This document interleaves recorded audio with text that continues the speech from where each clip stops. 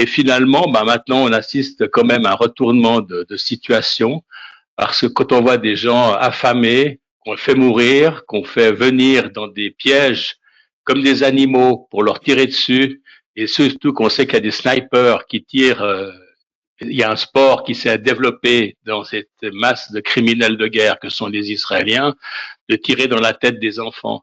Alors ça, c'est totalement inacceptable et on ne peut pas du tout exclure que des Suisses participent à ça. Vous soulevez un point peu apporté, la participation potentielle de citoyens suisses binationaux au crime. Pourquoi ce focus?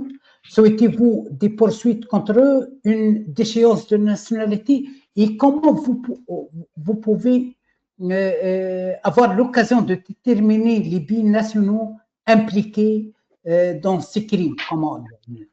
Alors ça appartient au ministère public de la Confédération de le faire.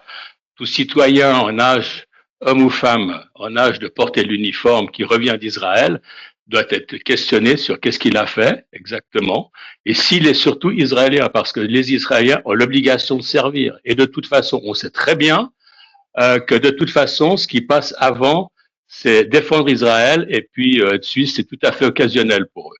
Alors donc là, il y a ça à faire et d'ailleurs c'est pas alors, la police est toujours très active, c'est pas qu'il s'agit de contrôler certaines personnes et certains groupes religieux et ethniques. Et là, on ne voit pas pourquoi tout d'un coup il y a rien qui se passe.